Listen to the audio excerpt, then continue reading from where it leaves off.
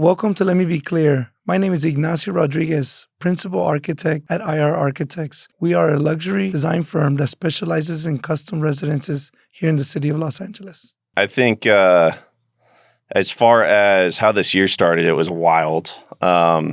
And, being that you are my mentor, that kind of takes me around to seeing, different environments in the business world.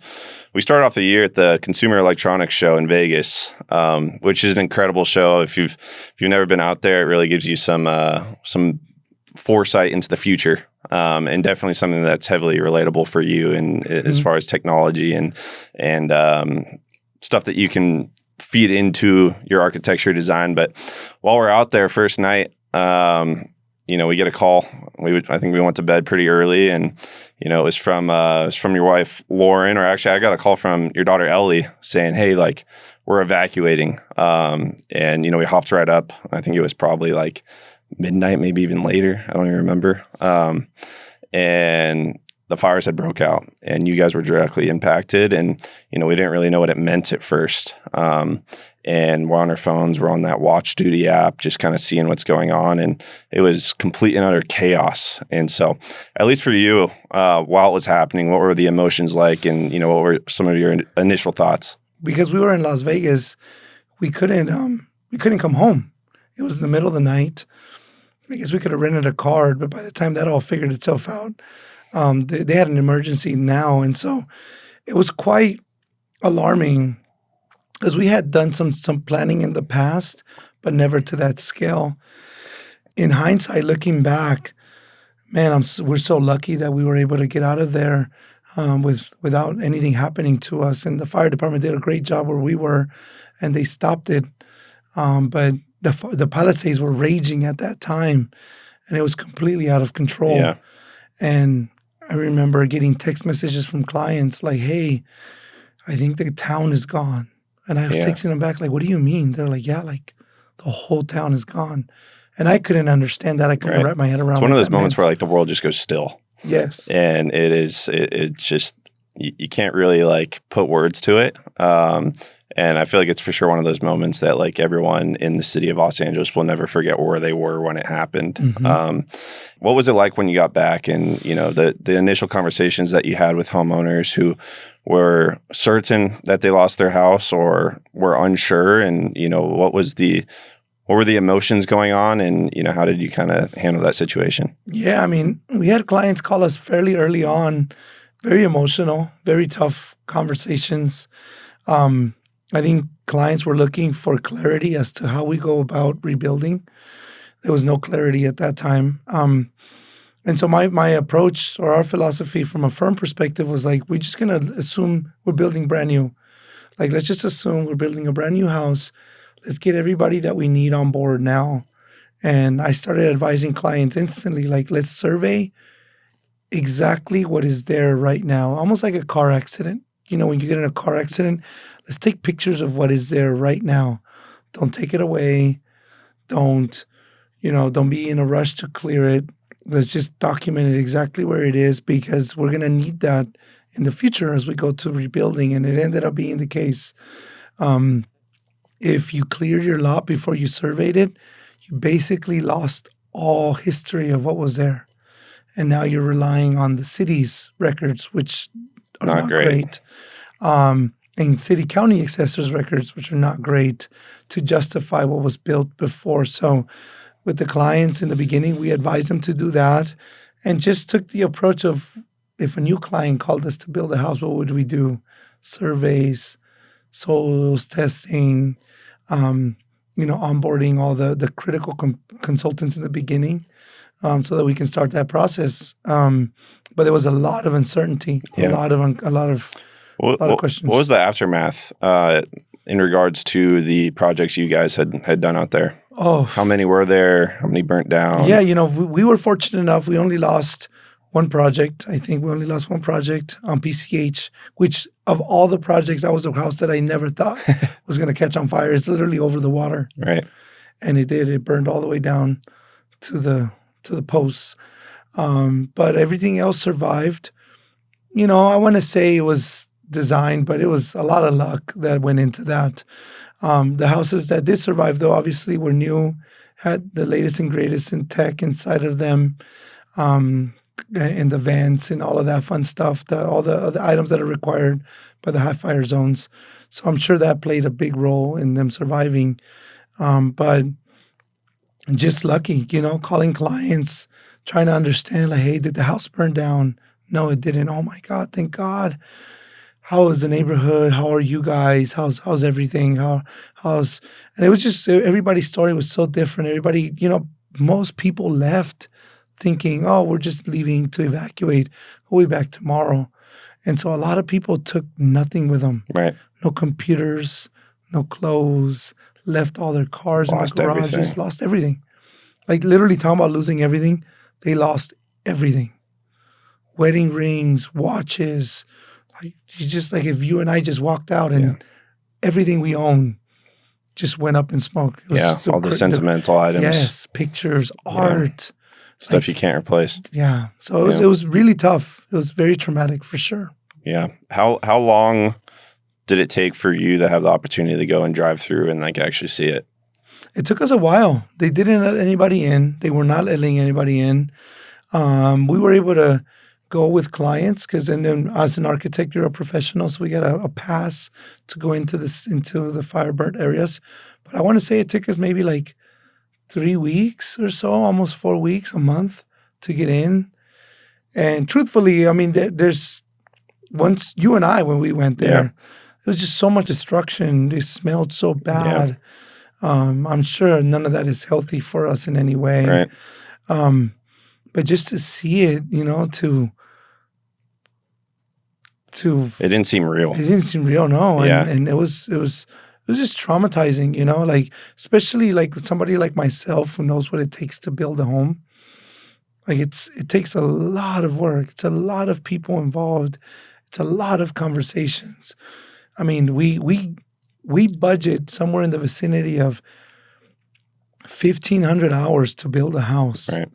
And so if you take kind of that number, you apply that to 7,000 houses that were lost.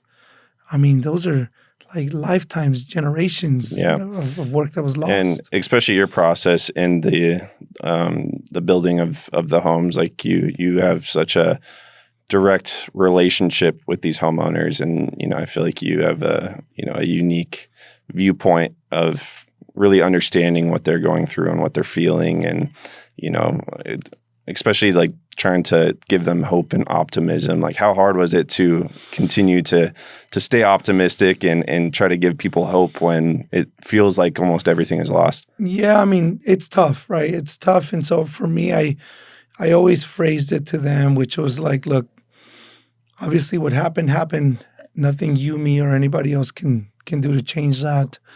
But now as we move forward, right, now you get the beauty, the luxury of building a dream home, building a house that is catered to you.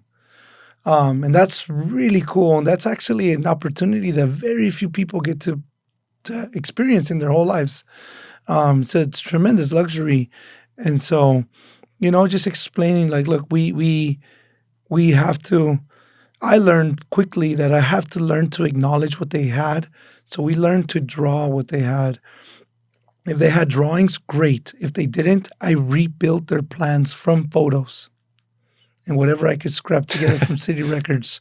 And I rebuilt their drawings, their house. And it was great to have those conversations because it almost gave them an opportunity to like see the house one last time. Yeah. Like, oh yeah, some closure. That was how my kitchen was. And yeah, the bathroom was actually there. Because in your mind, you have it, you create your own reality of how your house is. But then when you see it on paper, it's like, oh yeah, those are the relationships. And it like gave a little bit of closure to that chapter. And then like now we move forward from that. Now this is your kitchen. Now could we make your kitchen better? How could we make your bathrooms or your bedrooms or your yard better? And it really helped them kind of move into this next phase of how do we rebuild your next house? Yeah. Were there any main frustrations that were expressed from people as far as what had happened, or even like, the months following, as far as what was going on is with efforts to get people out there? I think the biggest challenge was we always want to understand why. Just in general, I think as a human species, when something happens, we all understand why. And then in some cases, you want to assign some guilt. Yeah. And so even like in sports, right? Like if this guy doesn't make this error, we could have done this. Start pointing the finger You at start everybody. pointing a finger, right? But if I play baseball, you play baseball. If you play long enough, you realize that the error didn't cost you the game. There was a bunch of things that happened throughout the whole game, opportunities that were missed, and things that happened that put you in a position that basically one individual's or one specific moment was what decided the game. And so, trying to explain, like, yes, the fire department, wish they could have done a better job. I think they did the best job they could with the resources that they had. The fire that came was intense. The wind that came, there's no stopping super it. intense. And I think in many ways, I'm not sure if it could have been necessarily prevented with what was existing. Right. With the small setbacks. One of our friends is a family friend from school, from our kids' school. He's a fireman in the Palisades, and he was explaining to me. I never really understood how firemen approach burning down, stopping the fire of a house. So they set their lines. They drop hoses, and they were like, "We're going to hold the line here." And the fire was so intense, and the embers were so intense that they were set to protect. Like the fire's not going to pass us. And then literally the house behind him is on fire. Yeah. And now they can't pick up hoses because they're full of water. And so all they can do now is just protect this house that they were protecting, or these two houses, but everything else is going, and they can't move because they would leave everything behind. It's not like they have infinity amount of hoses that they can just pick up and carry. And so in understanding that, you realize this fire was just tremendous, moving at a tremendous volume and speed that, I don't know. There's only so many resources, only so much, right? And yes, I know water was an issue. And so, yes, water would have helped for sure, 100%. But again, was it the whole process? No. And how does the brush clearance work when it's on city land? I know you clear on personal property, but what happens when it's part of the city land? Beyond the defensible space of property. Yeah. And so I think there's a lot of topics that will need to be addressed. And I still haven't seen a report of what happened. How did this fire spread? Where did it start from? How because there's enough data. Clients have their ring information and they have their cameras that you can compile this and see exactly how this fire kind of spread across. That would be a great report to see and understand. Yeah, it'd be interesting to get some answers on that stuff and figure out okay, this happened, right? But what can we do to build back stronger and even beyond the lines of the properties, right? Going into the hillsides, et cetera. And I think it'd be a really good opportunity for everyone to collaborate and come up with solutions and figure out how to be better prepared. Yeah, I mean, it's having an urban city next to a completely wildlife suburban area, right? Urban. I mean, a and that's part of the appeal of being there too, right? I mean, that's where we live. I live in a very beautiful, neighborhood. We get mountain lions, and coyotes, and that's part of it. But when a fire comes, I mean, we're very vulnerable to it. Absolutely. So driving through that first time, what were some things that you saw that you didn't expect? Well, it was wild to see some houses just survive. And that's why, I say, yes, materials and all of this stuff helps. But there was houses that survived that met none of those requirements. Wood siding, old wood windows. Yeah. Vegetation and trees right next to their house. And somehow they survived. Yep. And it was just and then brand new houses that were recently built, recently built. That you would think are fortresses. Yes. Yeah. Still burned down. Yeah. And so it goes to show you, right? Like there were vulnerabilities in all of those designs, which is why they burned down. And it's just always holding a mirror to what you're doing and like realizing like, it's never perfect. You gotta make sure, this is nice and tight. Just like waterproofing, right? Because water is going to find its weakest point, always does, always will. And so I'm sure fire tested every system. If the roof was unpenetrable, then it tested the siding. If the siding wasn't impenetrable, then it tested the windows. If the windows weren't impenetrable, then it tested the vents. Like it tested every piece. And all it takes is one failure. Absolutely. Right. And when the wind are swirling like that, it's going to hit you from every side. Yep. Yeah. I think the Palisades Fire was a unique fire with its intensity. And, I feel like normal fire events that clash with communities, a lot of the fire resistant stuff that you guys are now implementing can be extremely effective because, this was an instance where the flames were just coming through and it was just multiplying and the wind speed was so crazy. But in most cases, it's just the embers that, get into the wind streams and, they find just those little key areas of vulnerability. So the more you can mitigate those smaller things, the higher likelihood of your house surviving in a typical scenario. And what we're navigating through is something that is catastrophic. And so I think that the resilience is really getting to the minute details that you guys are now doing within the design. So it's exciting stuff. And I think that, in future events that maybe aren't as catastrophic or intense, that I think that learning from this scenario, there's going to be a lot of hope of survival where, we don't have to go into straight red light assumptions that it's going to be a repeat event, right? But, something that I saw when we were driving through the first time, I think it was early February, so probably about a month after it happened. I think the fire happened January 7th. Yeah, January 7th. Was even just like looking at the streets, like the city had to dig into the streets to cut off the gas lines. Even the basements were just completely gone. Like it looked like it was just an empty basement before where, I think, there's probably like movie theaters in there, just like, all this different stuff. It was just so surprising to see the mass, intense destruction. And are there any conversations around, the gas lines or the utilities or anything like that? Yeah, I mean, I think the city now is looking to underground all the power lines.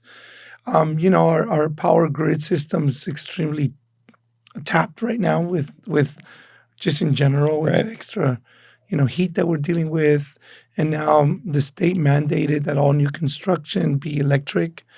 And so that's just putting more pressure on the systems, right? But like typically when we upgrade our systems, say in the communities, we upgrade the telephone poles and the transformers, but we never do that upstream to how far those power lines go. We only update like right immediately where we are. Right. And we're assuming the city at some point is upgrading all of that. But as you saw in Altadena, these power lines systems are tapped and they start sparking and they pop and they create a fire. And they create a fire in a very inaccessible area, which just allows that fire to just grow and grow. And so I think the city is talking about different methods now to kind of try to prevent that. It's just tough.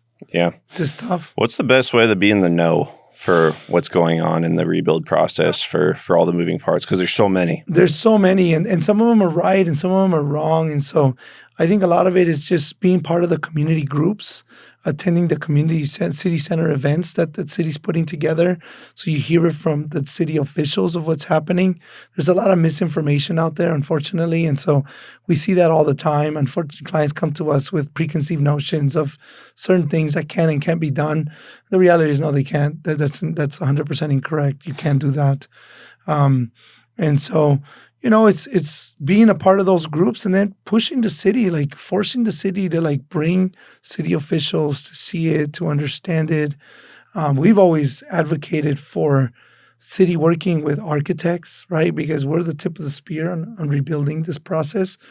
Doesn't really happen, and so we're always kind of third party to the code. Like, oh, this, some council member wanted to do this, and then the city officials did this, but nobody consulted with the architecture team, and so now this new law has been passed, and it doesn't make sense. And we're now like, you could have worded that a little better. You could have addressed this, or you could have, done the X, Y, and Z. Like, what's happening with the houses that do survive.